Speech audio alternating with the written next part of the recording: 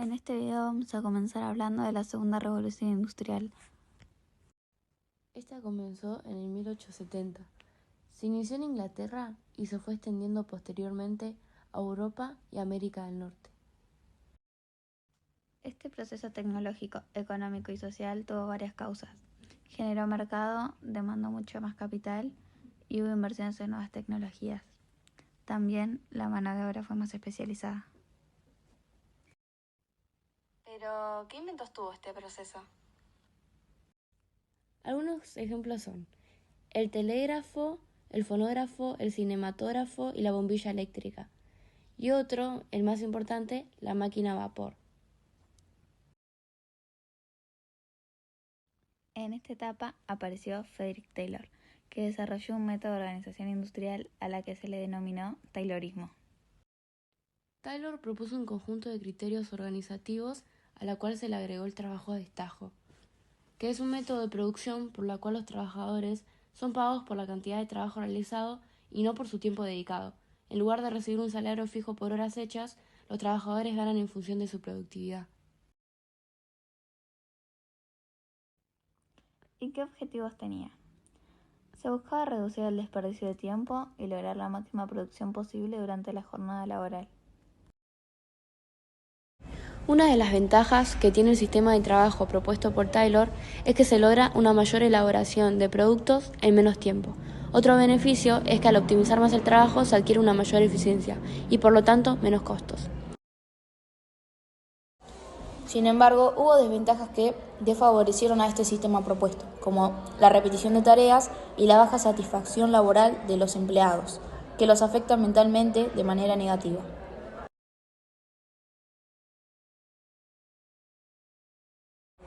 A partir de esto, dio lugar al imperialismo, un proceso y sistema que inició aproximadamente en 1875 y culminó con la Primera Guerra Mundial.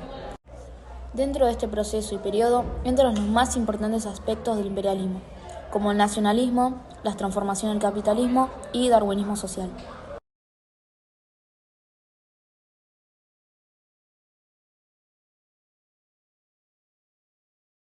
En este hecho se expandió una economía capitalista, dividiendo al mundo de forma desigual, entre las potencias y los países atrasados. También tuvo la participación, la presencia y surgimiento para algunos territorios el monopolio, que es un mercado controlado por una única empresa, y el oligopolio, que es un mercado en el que solo hay pocos vendedores que ofrecen productos similares.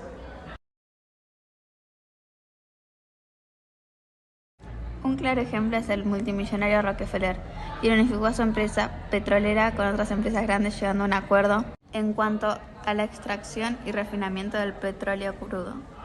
Su grupo petrolero amplió su poder y ramificó más destinos fuera de la frontera norteamericana para obtener este petróleo.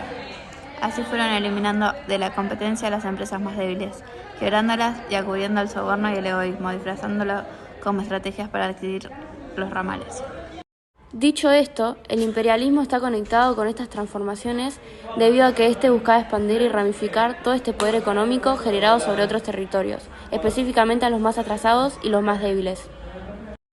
Dentro de esta área imperialista se encuentra el neocolonialismo, una forma de dependencia que se produce cuando el país sometido es independiente políticamente.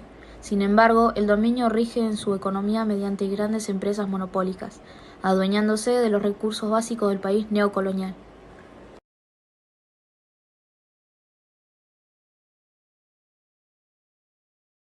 Todos estos aspectos históricos más tarde serían relacionados con el darwinismo social, con su concepto basado en la supervivencia del más fuerte.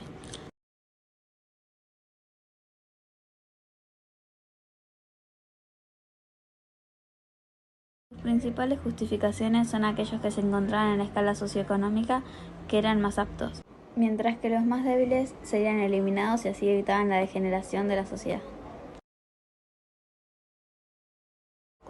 Como consecuencia de las justificaciones nacionalistas, se generó una etapa de tensiones y alianzas entre las potencias europeas, a la que se le llamó paz armada.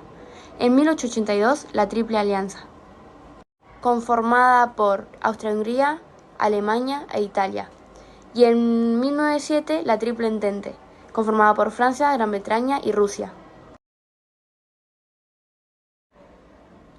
Volviendo a las rivalidades, algunas de estas fueron la rivalidad entre Francia y Alemania, debido a que Francia temía por la fuerte creciente militar y la ejerción de poder expansiva de Alemania. La otra rivalidad entre Rusia y Austria-Hungría, por la hegemonía de los Balcanes, que siempre habían sido un importante punto de conflicto por su diversidad, una mezcla de pueblos, lenguas, regiones, etc. El Imperio Austrohúngaro y el Imperio Ruso trataron de aumentar su influencia en los Balcanes, aprovechándose de la debilidad del Imperio Turco. Y la última rivalidad entre Gran Bretaña y Alemania, debido a que Alemania había formado una poderosa fuerza naval para competir por el dominio de los mares. Fue durante estas rivalidades que se empezaron a establecer acuerdos y alianzas para tomar acciones y prevenir futuras agresiones. La paz armada dio el estallido a la Primera Guerra Mundial, la cual acabó siendo imparable. La sociedad se sumergió en un ambiente belicista que ignoró la tragedia que se iba acercando cada vez más. El 28 de junio de 1814, el heredero del trono austrohúngaro Francisco Fernando junto a su esposa fueron asesinados en un atentado por parte de un joven serbio. Este acontecimiento formó parte de la rivalidad entre Austria-Hungría y Serbia. La guerra de trincheras. El avance alemán en el frente occidental se detuvo a pocos kilómetros de París, ya que la guerra tuvo mayor acción de combate en Francia. Los ejércitos se inmovilizaron y adoptaron posiciones fijas que se denominaban guerra de trincheras, fijando estas posiciones hasta 3 años. Estas trincheras contaban con características hostiles y desaforables para los soldados, como pozos de 3 metros de profundidad, invasiones de ratas, cadáveres en estado de putrefacción, y estaban rodeados de alambres de púas. El cambio de clima también era muy frío y crudo, acompañado de lluvia. En 1917 el gobierno alemán anunció la guerra submarina total, con la cual se rompieron las relaciones diplomáticas entre Washington y Berlín. En diciembre de este año, Rusia firmó un armisticio, es decir, poner en pausa las agresiones entre países enfrentados en conflicto armado. En este caso, las potencias centrales, y en 1980 el Tratado de Brest-Litovsk, que formalizó su retirada de la guerra, cediendo grandes territorios a Alemania y Austria-Hungría. Los armenios formaban parte, desde el siglo XV hasta el siglo XIX, del Imperio Otomano. Vivían en una era de paz y estabilidad, durante la etapa otomana. Pese a ser cristianos, pagaban más impuestos y tenían menos derechos. Armenia es uno de los pueblos más antiguos del mundo. Comparten origen lejano con latinos, germánicos y eslavos. Armenia fue el primer territorio en tener al cristianismo como religión oficial desde el 301 después de Cristo. A pesar de estar en un territorio de seguidos ataques y ser un pueblo muy sufrido, nunca renunciaron a su creencia y su fe. Es por esto mismo que pagan más impuestos y tenían menos derechos. Durante el reinado de Abdul Hamid II, más reconocido por su gobernación sanguinaria, en las que se practicaban de forma masiva masacres, durante este par de tiempo se produjo la matanza de entre unos 200 y 300.000 muertos, de armenios a manos de turcos y kurdos. Con el surgimiento de los jóvenes turcos en 1908, ha recobrado vida la esperanza de los armenios, tras derrocar al sultán y restaurar una monarquía constitucional. Las cosas se han oscurecido tras las guerras balcánicas, en donde los Balcanes han perdido territorios en Europa, menos Constantinopla, dando a entender que se ha llevado adelante la expulsión forzada de muchos musulmanes y turcos de los Balcanes, lo que acompañó al pensamiento y rechazo hacia los cristianos. Pero todo colapsó durante la Primera Guerra Mundial, en donde el Imperio Otomano luchó contra los rusos con el objetivo de recuperar sus lugares perdidos. Los jóvenes turcos, quienes eran la esperanza del camino, se habían convertido en enemigos para la minoría cristiana. Con esto, los armenios se pusieron a la defensiva, ubicándose en el sitio de Van el 19 de abril al 17 de mayo, rechazando la propuesta de los otomanos para que participasen soldados armenios en la guerra. Este suceso y decisión por parte de los armenios terminó tomando medidas drásticas y macabras debido a que fue visto como un acto de insurgencia y rebeldía.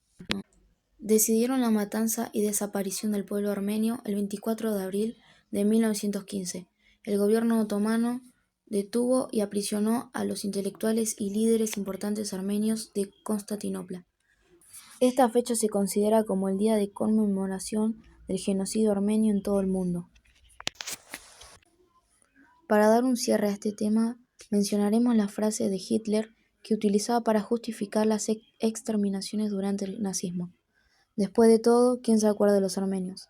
El Holocausto vino a iluminar con gran brillo un pasado conocido y negado, el genocidio armenio, que poco a poco fue negado por los poderes dominantes del mundo, temiendo un reclamo de tierras o una compensación económica por parte de Armenia y las descendencias de las víctimas del genocidio.